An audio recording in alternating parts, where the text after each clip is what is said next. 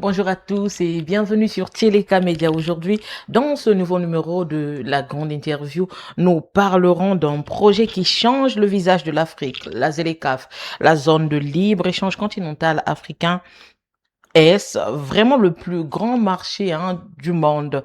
Comment le Congo et ses entreprises peuvent-ils en profiter pour répondre à ces questions, nous recevons une experte passionnée, Madame Adjemissigi, magistrate et écrivaine et présidente de l'association La Voix de la ZLECAf au Congo, membre du Conseil consultatif de la femme et membre du réseau des femmes leaders africains.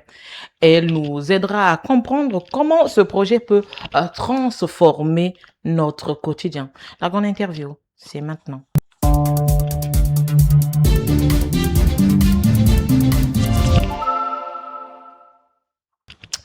N'oubliez pas de partager ce contenu, likez si vous n'êtes pas encore abonné, faites un effort supplémentaire, abonnez-vous pour ne rien manquer.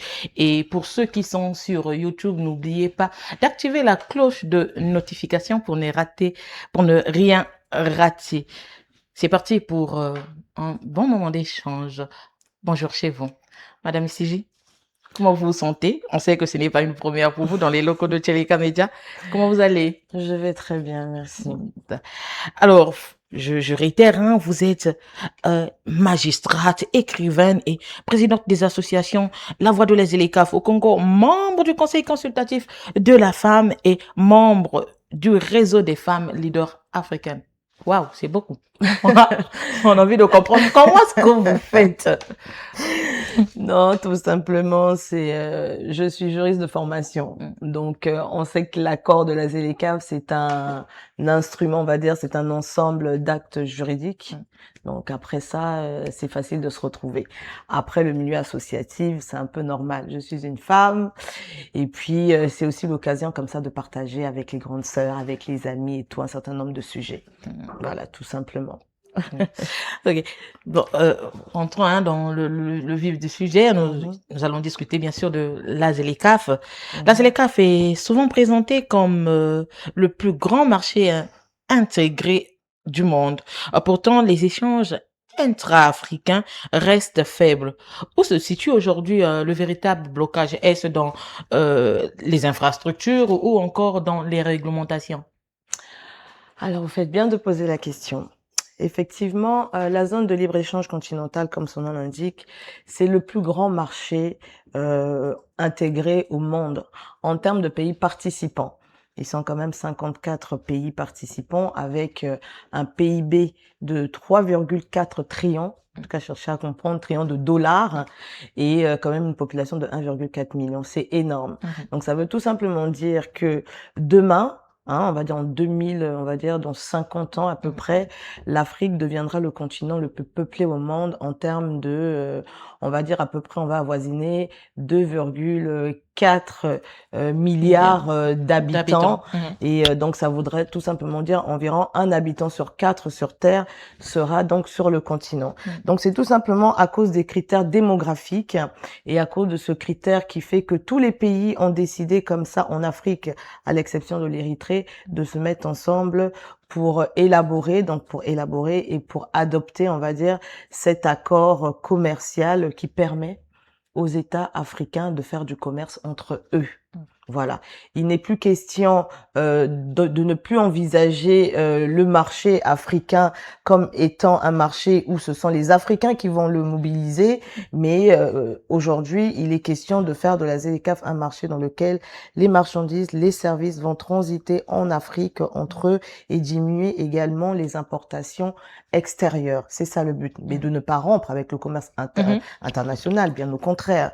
Mais ça nous permet d'avoir une position quand même dominante, une position intéressante parce que nous avons un potentiel illégal, un potentiel qui est vraiment aujourd'hui qui pèse. Et donc les Africains ont pris la mesure donc de cette opportunité et de tout ça. Moi je pense que c'est vraiment une très belle initiative et je remercie d'ailleurs au passage les 54 présidents de la République parce que c'est un travail monstre, je vous assure. C'est vrai, l'initiative est très louable, mais aujourd'hui, je vais le répéter, comme je l'ai dit, Les échanges intra-africains restent faibles. À ce niveau, on a envie de comprendre, c'est qu'est-ce qui bloque réellement? Les infrastructures ou les réglementations? D'accord. Effectivement, vous savez, dans ce marché, bon, depuis un certain temps, on entend dire que la ZLECAf est lente, la ZLECAf est assez lente, mais ça s'explique par plusieurs facteurs, d'accord, interdépendants. Il s'agit donc là de la réglementation et des infrastructures. Sans être expert de la ZLECAf, tout le monde peut regarder et se dire, mais est-ce qu'on arrive vraiment à avoir des infrastructures qui sont fonctionnelles? Le déficit en infrastructure peut constituer, ou constitue pour les États africains, notamment pour l'Afrique centrale, pour ne parler que de nous, on va dire un frein aux échanges, d'accord, au transport même de marchandises. Et ensuite, nous avons également ce déficit, on va dire, pas seulement infrastructurel en termes de routiers, portuaires, mais il y a également les infrastructures énergétiques. Aujourd'hui, sans énergie, effectivement, on ne peut pas alimenter les réseaux, on va dire, numériques qui nous permettent aujourd'hui de faire, par exemple, du e-commerce. Vous voyez, donc c'est également un blocage. Et ensuite, à côté de ça, vous avez, donc c'est vraiment, on va dire, les infrastructures physiques, comme on les appelle techniquement, représentent vraiment le véritable boulot d'étranglement, en fait, pour la mise en œuvre de ce marché. Tandis que la réglementation douanière peut constituer effectivement un frein, mais il faut relativiser. Pourquoi? Parce que il faut déjà, en termes d'infra ou en termes d'investissement, on va dire tout de suite, les États ont déjà, pour la plupart, mis en place ces infrastructures. Et là, je vais m'expliquer. Il s'agit de quoi? La réglementation douanière aujourd'hui est très importante parce que elle permet, si on la simplifie, elle permet aujourd'hui de simplifier également les échanges et voilà, le transport des marchandises, des services, etc. Donc, à partir de ce moment-là, qu'est-ce que les États ont fait? Il faut donc encourager les États à mettre en place des procédures simplifiées parce que c'est un véritable, on va dire, frein également. C'est un frein. Pourquoi c'est un frein? Je parle bien de la réglementation douanière. Oui. Voilà. Ça peut être un frein lorsque il occasionne, par exemple, les lenteurs administratives, les tracasseries aux frontières, tout ça, il faut simplifier parce que ça constitue dans le jargon des barrières non tarifaires. Et qu'il faut simplifier. Et les États, je le dis encore, à l'instar du Congo, on a aussi des procédures simplifiées. Maintenant, il faut peut-être les renforcer avec les procédures qui ont été adoptées ou proposées dans le cadre de la ZLECA. Je pense qu'on y reviendra. Oui, on y reviendra. Alors, analysons, maintenant un peu le cadre institutionnel de la ZLECAf au Congo.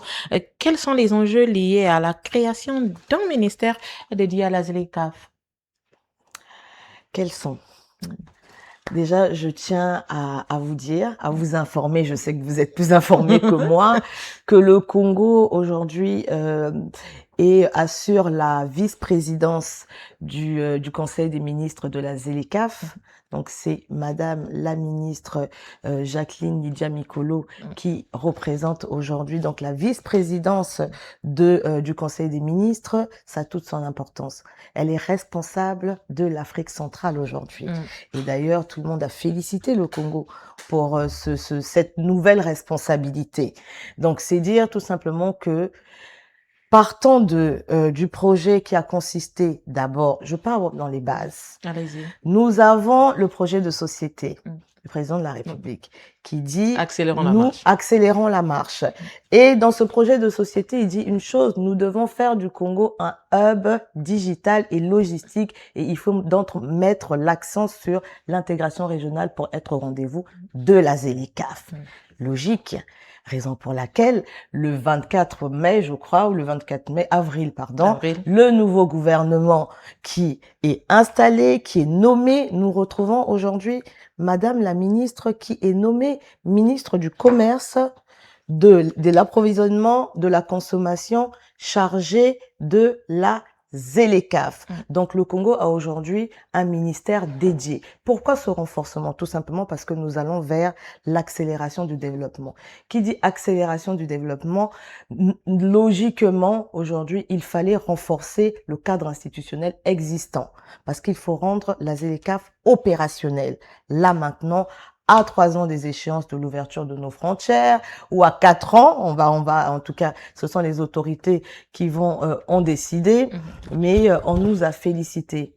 On a vraiment félicité Madame la ministre, tout simplement parce que le Congo, que ce soit le secrétaire général de la ZLECAf, Wankele Mene, ou la ministre du Commerce de la République fédérale du Nigeria, qui ont félicité le Congo pour avoir pris une initiative comme celle-là, mettre un ministère dédié. Vous pouvez même pas imaginer, en fait, ce que ça signifie. Aujourd'hui, quand on regarde les attributions de ce ministère, mais c'est un ministère aujourd'hui qui coordonne sur le plan national l'ensemble des activités et des actions qui seront menées pour la mise en œuvre de la ZLECAf. Pilote l'opérationnalisation de la ZLECAf. C'est un ministère qui va aujourd'hui diffuser les informations nécessaires pour les acteurs économiques pour aller participer à ce marché. C'est encore ce même ministère aujourd'hui qui doit réfléchir, proposer au gouvernement des actions concrètes pour l'accès, encore je dirais, l'accès des acteurs vers ce marché. Mettre en place un environnement propice pour la libre circulation des personnes, des investissements et autres. Donc, vous voyez que ce ministère était important parce que il faut accélérer la marche dans le cadre, effectivement, d'un développement durable. Et la ZLECAf n'est rien d'autre que vraiment l'accélération ou l'intégration régionale à grande vitesse. C'est tout le projet de l'Union africaine et nous avons la chance aujourd'hui d'avoir un cadre institutionnel renforcé. Merci pour ces éclaircissements. On continue, j'ai envie de dire, on accélère avec nos échanges. Quelle est la portée de l'annonce de la suppression des visas pour la ZLECAf et en quoi cette initiative est-elle bénéfique pour la ZLECAf? D'accord, on va se souvenir, on se souviendra de cette date. Au mois de mai, lors des assises de la BAD, le président de la République a fait cette annonce, on va dire, historique. Oui, le 1er janvier 2027, on n'aura plus besoin de visa pour venir au Congo. Pour entrer au Congo pour tous les pays africains. Ouais. Cette annonce est à la fois très importante pour la ZLECAf. Pourquoi? Parce que la ZLECAf vise aujourd'hui à mettre en place un marché dans lequel les marchandises, les personnes devront circuler librement, les capitaux ainsi que les investissements. Donc, le président de la République, à travers cette initiative, a emboîté le pas, on va dire, sur tous les autres pays, par exemple de la CEMAC, puisqu'à l'heure actuelle, aucun pays de la CEMAC n'a pris l'initiative, par exemple, de signer le protocole sur instituant la communauté économique africaine. Je vais rentrer plus en détail sur la libre circulation des personnes, le droit d'établissement et le droit de résidence.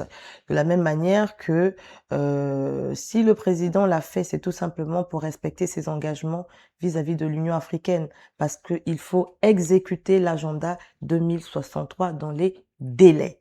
C'est une très bonne initiative pour cette raison. Mais encore, pourquoi d'autre? Vous savez, quand je regarde cette initiative, cette réforme qui va arriver, d'aucuns m'ont posé également la question en me disant, mais est-ce que en prenant cette initiative, on a pris en compte tous les paramètres? Je voulais en venir d'ailleurs. Voilà.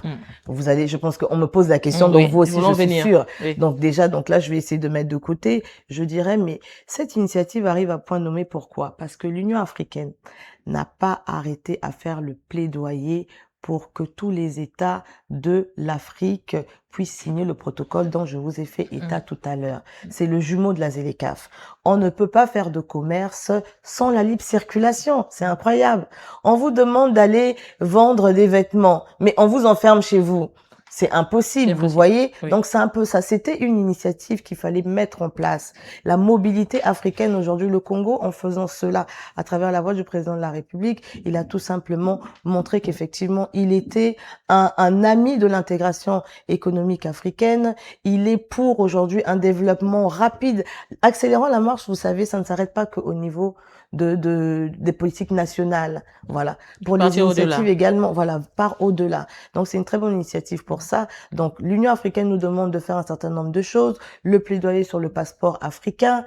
Aujourd'hui, par contre, aujourd'hui, quand le président parle de la suppression des visas, D'aucuns m'ont posé la question, c'est pas la suppression des passeports, s'il vous plaît. D'accord? Le contrôle des individus entrants va toujours se faire sans doute, d'accord? Mais c'est l'accès qui se fait sans visa. Faut faire la nuance, la part des choses, un peu. Donc voilà. Alors, mais est-ce que tous les paramètres liés à la facilitation des échanges et aux enjeux sécuritaires, économiques et diplomatiques ont été pris en compte? Je dirais déjà regarder la carrure de ce chef de l'État qui vient comme ça avec un ton grave annoncer que désormais dans mon pays, on ne rentre plus sans visa à partir du 1er janvier. Vous êtes sûr qu'il n'a pas pris en compte ces mesures-là? Il les a prises. Pourquoi? Il le dit, il faut lire entre les lignes. Il dit, à compter du 1er janvier 2027, voilà. Nous allons donc adopter cela, mais en prenant en compte quoi? Je crois que les mots même, c'était, il disait, après, voilà, après avoir respecté les exigences ou les dispositions, après avoir pris des dispositions administratives et sécuritaires.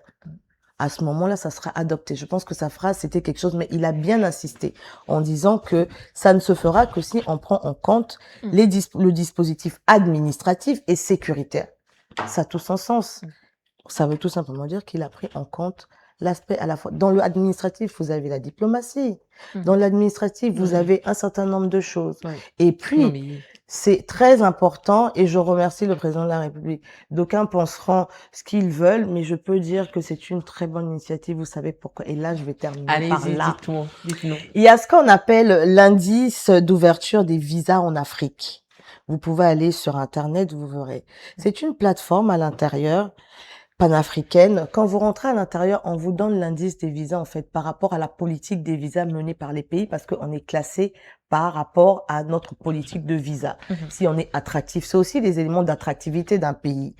Et on classe les pays selon 3 catégories. Les pays où les visas sont obligatoires dès l'arrivée, avant le voyage intra-africain, ou exemption de visa.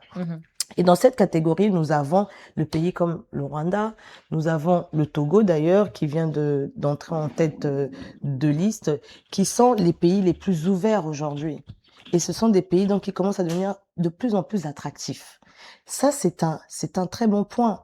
Et la plupart des pays qui aujourd'hui sont encore fermés, on va dire si vous voulez, dans les statistiques continentales, on estime que les pays qui sont encore fermés représentent 51%. D'accord? Et les pays qui ont décidé d'ouvrir, ça représente 21%. On est 54 pays aujourd'hui ayant ratifié l'accord portant création de la ZLECAf qui nous demande d'ouvrir nos frontières d'ici là, en fonction donc des dates de calendrier que nous avons choisies. Il est tout à fait normal, en fait, de prendre cette mesure et cette réforme. Le Congo, tenez-vous, avant qu'on arrive le 1er janvier 2027, on est classé 41e. Donc, pays qui oblige encore l'entrée de son territoire avec les visas. Donc, vous voyez, c'est une initiative qui fait que on se retrouve donc en tête de liste comme les autres États. Donc, tout simplement, les engagements pour moi de l'Union africaine, le président a respecté ses engagements et donc voilà, tout simplement. Alors, les entreprises se plaignent souvent des lourdeurs administratives aux frontières et de ne pas trouver les informations sur les exigences du marché de la ZLECAf. La ZLECAf peut-elle concrètement changer cette réalité? Les entreprises se plaignent sur les lourdeurs, c'est bien ça, sur les lourdeurs administratives, et si la ZLECAf peut changer cela. Ils n'ont pas tort, vous savez, et c'est d'ailleurs des plaintes que viennent le changement, voilà, que les réformes naissent d'ailleurs, tout simplement.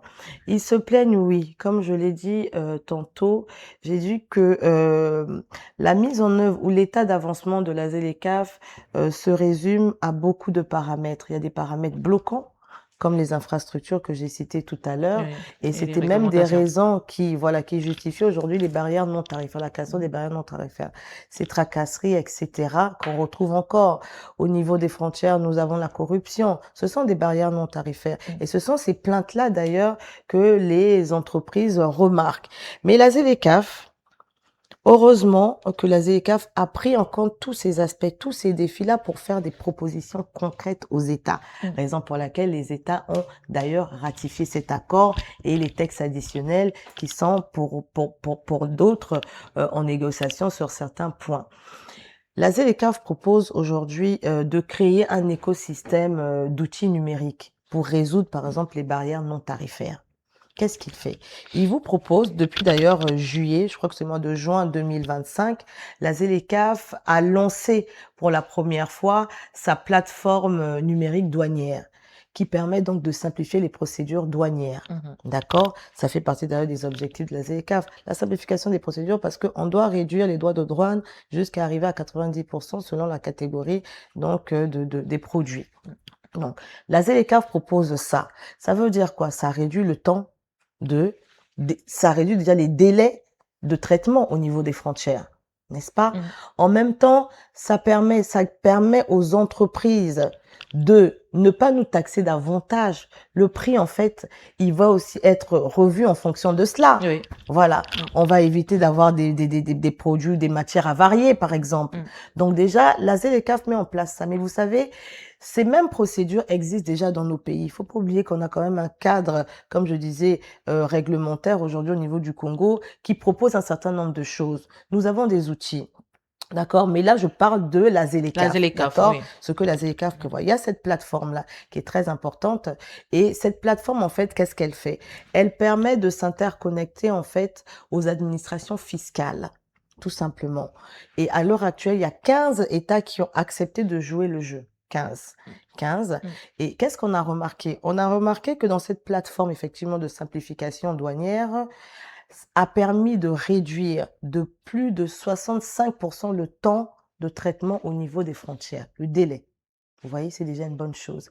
Et ensuite, vu que c'est une plateforme qui va s'interconnecter aux administrations fiscales des États de l'Union africaine, ça a permis, et que ces mêmes administrations utilisent l'IA pour détecter donc les expéditions frauduleuses, on est donc passé à, tenez-vous bien, de 5 jours pour les mêmes traitements là, pour le traitement au niveau des frontières ou pour les documents, la dématérialisation des documents commerciaux, on est passé de 5 jours à 6 heures. Voici ce que ça permet déjà de réduire cette plateforme-là. Et ensuite, il y en a encore d'autres. Et je donnerai deux autres plateformes que la ZLECAf a mis en place parce que la ZLECAF a créé un écosystème pour faciliter le commerce à travers les outils numériques. D'accord? En dehors de cette plateforme, nous avons la plateforme qui est un portail commercial officiel de la ZLECAf qui permet aux entreprises à l'heure actuelle, aux PME, de retrouver les informations liées aux règles d'origine, aux droits de douane qu'ils doivent payer, aux listes tarifaires, c'est-à-dire que les listes les produits qui bénéficient de la suppression des droits de douane. Ce portail-là, il donne toutes ces informations. Pour moi, chef d'entreprise, mais c'est un temps fou que je gagne. Je sais déjà ce que je vais aller payer, je renseigne cette plateforme-là. C'est le e-Tariff Book. Voilà, c'est en français, en tout cas, je fais que retenir en anglais le e-Tariff Book, c'est le livre électronique. Des tarifs des produits, quelque chose comme ça, je crois. Donc c'est e-Tariff Book. Et ensuite, vous avez une autre plateforme qui permet aujourd'hui de sécuriser également ces entreprises qui vont sur le marché. Ça s'appelle, c'est le mécanisme de notification et d'élimination des barrières tarifaires. Qu'est-ce que c'est des barrières non tarifaires? Cette plateforme permet aujourd'hui à un entrepreneur, lorsqu'il est sur la route et qu'il voit un obstacle, par exemple, je veux dire, j'arrive au niveau de la frontière, je me rends compte que c'est peut-être pas des policiers ou des gendarmes ou quoi que ce soit, je peux tout de suite prendre ma plateforme, donc aller sur mon application et signaler. Ces informations vont au niveau, je crois, des États. Après, pour l'instant, on nous a pas vraiment expliqué comment ça fonctionne, mais ça fonctionne déjà. D'accord? Donc, c'est très important. Ça veut dire que ces entrepreneurs, ces PME, quand ils vont sur le terrain, ces commerçants, ils ont au moins un outil de suivi. Ils ont un outil qui les prévient où sont les obstacles. Voilà, vous allez rencontrer par exemple des barrières qui ne sont pas des barrières nationales, ce sont des trucs créés de toutes pièces, vous voyez. Donc ce sont des outils très importants. Et la ZLECAf, en tout cas, a mis en place, le secrétariat d'ailleurs de la ZLECAf a mis en place ces outils. Mais on est en train d'exhorter les gouvernements de mettre en place des outils comme cela. Et après, on verra si ce sont des outils ce serait que des outils de la ZLECAf, ou alors si les États ont déjà des outils similaires, les utiliser, les mettre à disposition des commerçants qui vont se livrer au commerce, au marché de la ZLECAf. Alors, poursuivons nos échanges, Madame Adjamisiji. L'organisation du FIEF, Forum international des entreprises francophones, ou celle de la BAD, ou tous les événements qui sont en train d'être organisés ou qui ont déjà été organisés récemment, constituent-elles réellement des espaces pour promouvoir la mise en œuvre de la ZLECAf? On dirait, on est ici dans votre plateau, vous faites quoi à l'heure actuelle? Le fait d'en parler, c'est contribuer et promouvoir déjà, d'accord? Et je dirais que ce soit le FIEF qui s'est déroulé au mois de juin. D'ailleurs, j'étais panéliste à ce forum. Je remercie Inoc qui a bien voulu m'inviter.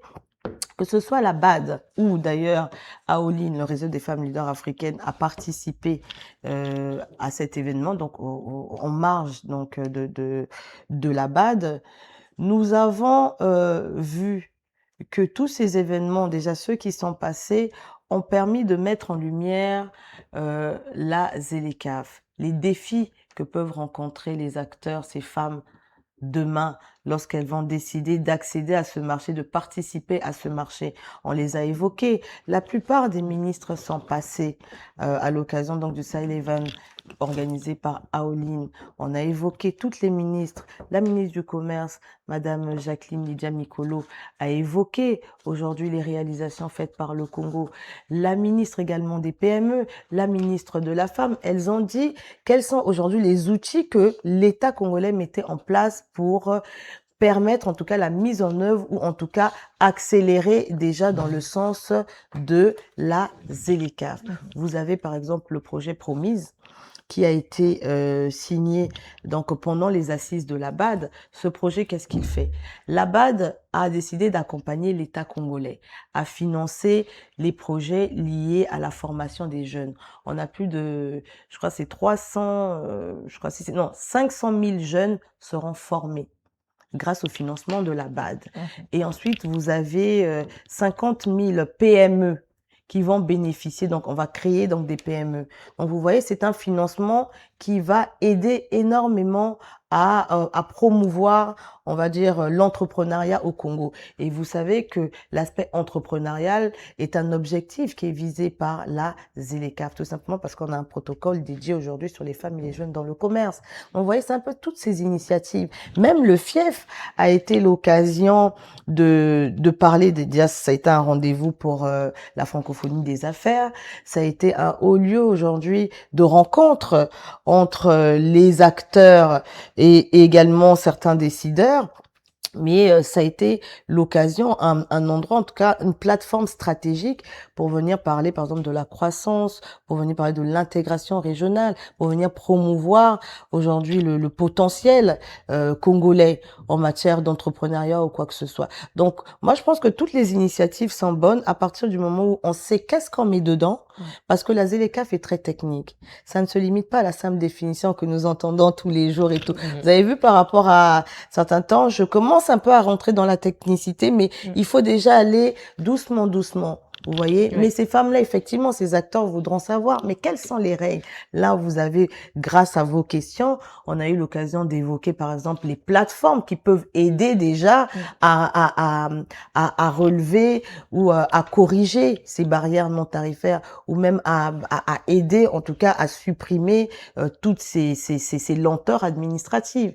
Vous voyez? Donc, c'est un peu ça. Moi, je pense que toutes les initiatives sont bonnes. Il faut savoir quoi faire rentrer et vraiment accompagner et aider tout le monde. Voilà. Donc, avec tout ce que vous venez de développer, on comprend par là que les femmes et les jeunes ne sont pas à laisser pour compte. Eux également, ils peuvent profiter des opportunités de ce marché.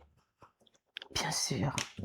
Mais quand on regarde, Oui. on va dire, le tissu économique de notre continent, 70% du commerce informel est détenu par les Par femmes. les femmes. On Exactement. est les plus nombreuses sur le continent. Mm. Donc, on est, dans la population active, on est les plus nombreuses. Et l'accord portant création de la zone de libre-échange continentale africaine, dans son approche globale, économique globale, a pris en compte les préoccupations des femmes et la dimension du genre. Raison pour laquelle on nous a donné, donc il y a eu l'adoption du protocole sur les femmes et les jeunes dans le commerce, tout simplement pour demander aux États de tout mettre en œuvre, de créer des environnements propices pour que les femmes participent réellement à ce marché. C'est ça que le protocole dit, c'est un protocole incitatif. Il incite également les jeunes aujourd'hui à entreprendre. N'oubliez pas que si vous ne vous levez pas et que vous ne montrez pas que vous en avez envie, honnêtement, franchement, comment vous voulez avoir des réformes structurantes? C'est un peu ça. Et donc, la ZLECAf, effectivement, grâce à ce protocole sur les femmes et les jeunes dans le commerce, aujourd'hui, que l'État congolais, Madame la ministre, je vais encore reprendre Madame la ministre, qui a l'occasion donc des assises à Abuja, lorsqu'elle a été donc placée comme étant donc la vice-présidente du Conseil des ministres, parce que après le Conseil des ministres, c'est les chefs d'État, donc vous voyez un peu, c'est extraordinaire. Elle a rappelé que l'État congolais a envoyé ses instruments de ratification pour le protocole sur les femmes et les jeunes. On nous a également félicité. Elle a dit aussi que par rapport à son mandat aujourd'hui, elle devra tout faire pour plaidoyer pour que les autres États de la CEAC puissent ratifier cet accord. Parce que ça permettra d'une part d'accompagner les femmes et les jeunes, de renforcer leurs capacités, de leur donner tous les moyens qu'il faudra. Parce que l'assistance technique est indispensable pour aller sur ce marché, madame. Tout le monde, on peut tous avoir envie d'y aller, mais après, il faut savoir, est-ce que je suis éligible? Donc, mais la ZLECAf ne ferme pas la porte, bien au contraire. Je vous assure, il y a tellement de choses. Et c'est la première fois, c'est vraiment un protocole historique. Depuis que nous avons des accords au niveau des traités au niveau de l'Afrique, c'est la première fois qu'un traité, je l'appelle un traité de nouvelle génération, intègre les aspects comme le développement durable ou les droits humains. Et là, nous avons un protocole qui touche vraiment les acteurs qui font bouger l'économie de notre continent. Alors, Madame Missige, comment connaître ou comprendre que l'un est éligible? Alors, comment comprendre? Là, vous dites une chose. Vous savez, je vais répéter, je vais dire que l'accord portant création de la ZLECAf a été signé en 2018. Chez nous, au Congo, entré en vigueur le 7 février, je crois, 2019. Et actuellement, cet accord est en train de suivre des négociations, un cycle de négociations successives. Ça veut dire qu'il y a des règles qui ont déjà été définies, d'autres qui sont en cours d'élaboration et de décision. Vous voyez, par exemple, quand je dis que madame, elle est partie là récemment, madame la ministre, donc la délégation congolaise, c'est pour aller nous représenter. Parce qu'il y a sans doute des propositions qui ont été faites là-bas. Le Congo doit aller défendre sa position. Donc, c'est un peu tout ça. Ça veut dire que les règles que vous demandez, vous avez parlé de quoi, s'il vous plaît? Comment comprendre, connaître qu'on est éligible? Qu'on est éligible. On vous le dira tout simplement. Je ne vais pas me substituer aux autorités de la place qui, là, effectivement, vont publier, je le redis encore, le ministère du Commerce est chargé donc de publier, de vulgariser les informations au moment venu. Si c'est adopté, vous aurez les informations. Moi, le protocole sur les femmes et les jeunes, j'y tiens parce que depuis un moment, j'ai compris que l'avenir passe également par ces acteurs-là qui vont faire bouger les choses. Alors, comment créer un environnement où un entrepreneur congolais, sénégalais ou encore ivoirien puisse investir dans un autre pays avec la même confiance qu'il a dans son propre pays, surtout dans le contexte de la ZLECAf. On va se le dire, on va pas se mentir, c'est difficile pour un entrepreneur d'aller investir dans un pays où il ne maîtrise rien. Wow. Donc, il va falloir qu'il... Comment? D'accord. Franchement, voilà là. Effectivement. Vous savez, ce que vous dites, après, la ZLECAf encore fait que ce soit super technique. Il faut comprendre. Non, mais c'est vrai.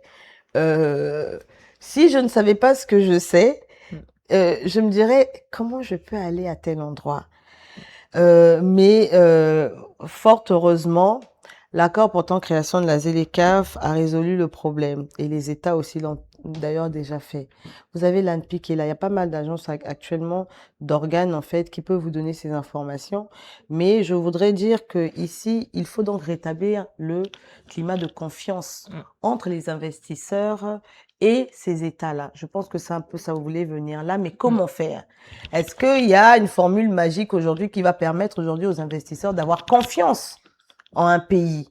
Je dirais, je vais juste vous répondre en prenant les, on va dire, les arguments d'ailleurs du protocole sur l'investissement de la ZLECAf qui fait partie donc des protocoles de la phase 2.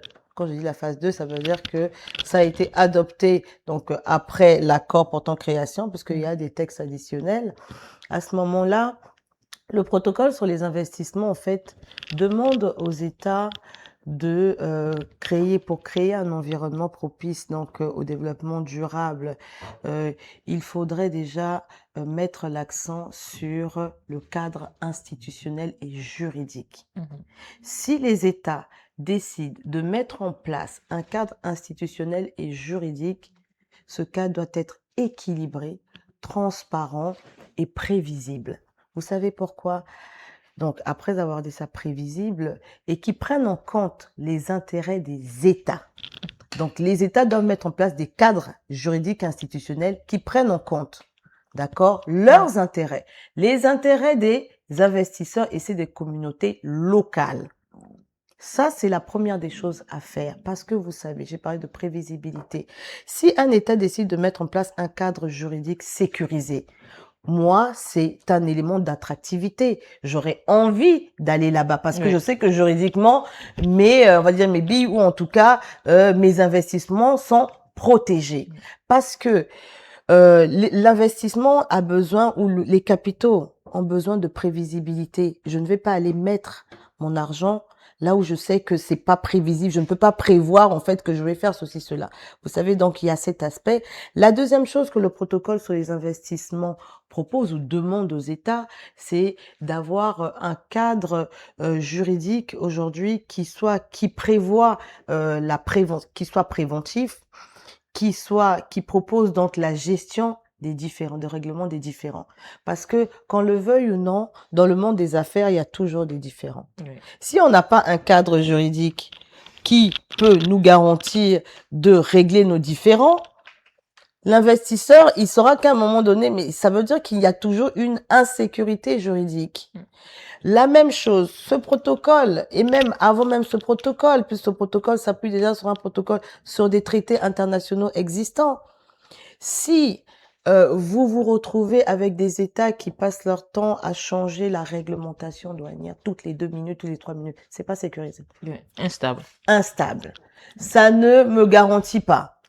Vous avez des États où il n'y a pas d'état de droit, c'est-à-dire qu'il y a un changement constant de politique ou quoi que ce soit. C'est pas stable. C'est pas attractif en fait pour les États parce que on va dire l'investissement repose, l'attractivité si vous voulez, repose sur un ensemble de paramètres interdépendants.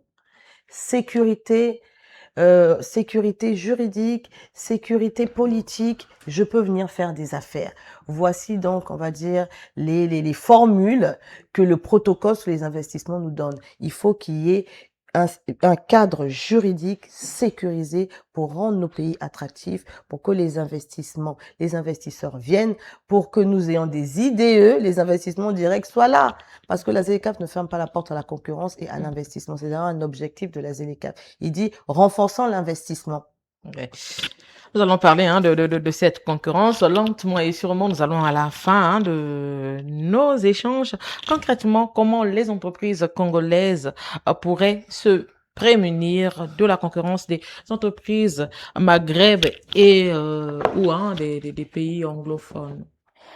Comment les entreprises peuvent se prémunir? Mais dans le cadre du libre-échange ou dans le monde des affaires, la concurrence est le fer de lance de toute économie compétitive.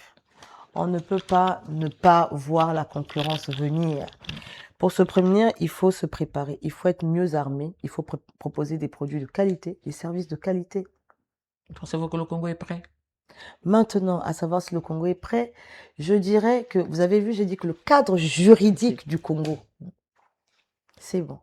On y est, on a l'ANPI, on a le FIGA, on a ceci, mais il faut les renforcer, d'accord? On a le ministère dédié, je vous assure. Il y a quelques semaines, le ministère donc a vu donc ses attributions définies à travers le décret du 26 juin, je crois, qui définit toutes ses attributions. Donc ils savent, le ministère sait où est-ce qu'il emmène tous les autres, puisque sur le plan national, je coordonne l'ensemble des activités. Donc, ça veut dire que nous devons attendre que cette nouvelle équipe qui s'est installée nous fasse des propositions, et c'est même le rôle, le but. Parce que le programme d'action du gouvernement qui a été présenté par le Premier ministre là récemment devant l'Assemblée nationale a fait 20 missions. Voilà, tout simplement. Et dans ces 20 missions, on dit que le Congo va continuer à rester un hub, en fait, digital, un hub logistique. On est toujours dans cette vision-là. Et il s'inscrit d'ailleurs dans la vision du projet de société du président de la République. Donc, nous, l'objectif pour le Congo, c'est d'accélérer. Franchement, ce n'est pas seulement un slogan. Ça a toute son importance parce que même la ZEC, on parle de l'intégration régionale accélérée, la mise en œuvre accélérée, c'est un terme qui revient. Et parce que notre chef d'État nous représente là-bas, il sait ce dont à l'heure actuelle, là, nous avons besoin pour la mise en œuvre de la ZEC. Oui, le Congo doit se préparer, on doit préparer nos acteurs. Après qu'on ait mis en place ces réformes, ceux qui vont nous représenter, ceux qui vont sur ce marché, madame, si vous êtes commerçante, tant mieux. Ce sont les acteurs. Préparons-les, qu'ils se préparent, qu'ils s'informent, et quand arrivera les campagnes ou quoi que ce soit, qu'ils s'informent, parce que la ZLECAf, c'est technique, mais c'est pour eux. C'est eux qui vont faire que le Congo soit compétitif. Se préparer, je dirais la concurrence. La ZLECAf, déjà, a prévu un protocole sur la concurrence. Il interdit les discriminations entre États. Donc, ce n'est pas aux acteurs de faire de la discrimination aussi. Non, bien au contraire.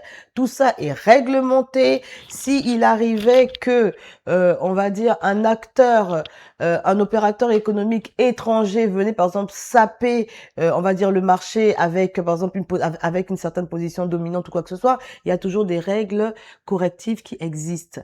La ZLECAf a donné la latitude aux États de rétablir ces règles correctives. Ce sont des clauses de sauvegarde, des clauses anti-dumping qui permettent, par exemple, de rétablir ce que on avait abandonné. On a dit, on a supprimé les droits de douane. Là, on peut rétablir un certain nombre de choses. Donc, vous voyez, c'est l'État qui va même faire pour eux, en fait. Qu'ils ne s'inquiètent pas. À eux seulement de rappeler les devoirs aux États.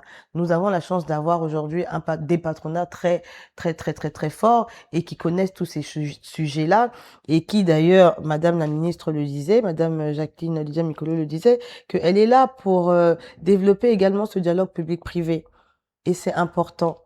Et le rôle d'ailleurs des médias, c'est il faut accompagner les pouvoirs publics quand ils vous solliciteront pour la mise en œuvre. Parce qu'on est tous ambassadeurs de la ZLECAf, madame. Il faut savoir ce qu'on met dedans. Oui. Alors, dernière question, pour quand on se sépare en beauté. Alors, et si vous avez l'opportunité de proposer une mesure technique au chef d'État francophone qui accélérera l'intégration économique, laquelle choisiriez-vous, Madame Adje Michezi? Excusez-moi, faire une proposition au chef d'État. Oui. Waouh. Là, je vois que vous prenez position. Non, permettez-moi vraiment de présenter avec toute humilité.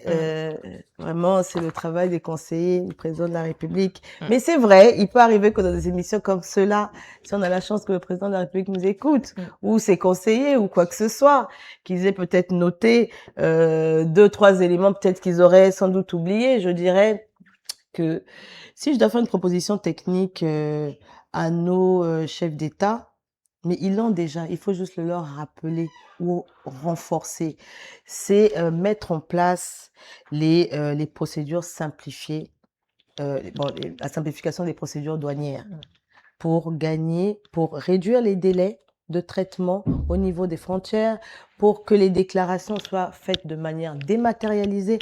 Mais ça, la plupart des États, nous l'avons déjà. Est-ce que ça fonctionne? C'est ça la bonne question. Donc, parmi les mesures techniques, donc je propose donc la procédure de simplification douanière avec les déclarations dématérialisées. Par contre, en termes de nouveautés pour la ZLECAf, vous avez le PASS.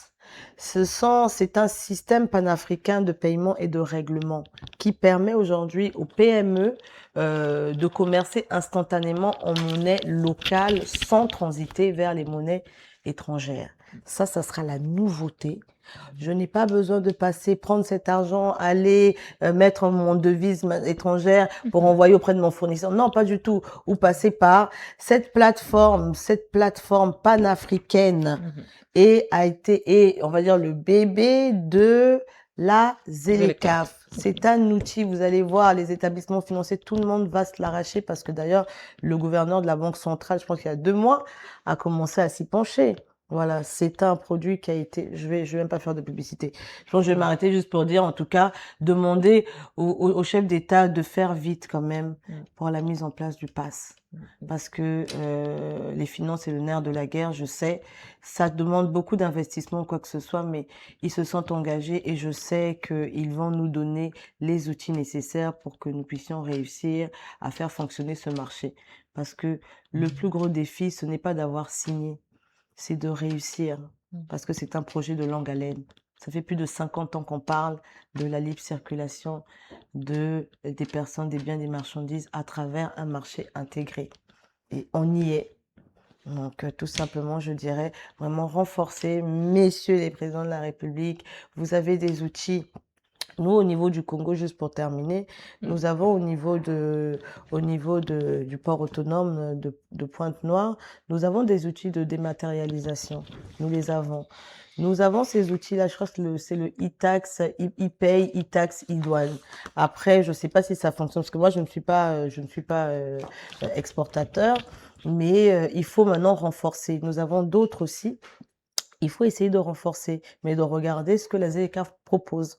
J'ai fait allusion à la plateforme sur le PASS, bon ça c'est pour les paiements, mais il y a d'autres. Parce que la ZLECAf demande une chose, moi je proposerais encore que les États mettent en place, donc pour les mesures techniques, la reconnaissance mutuelle des contrôles. Ça c'est indispensable pour faciliter le transport des marchandises.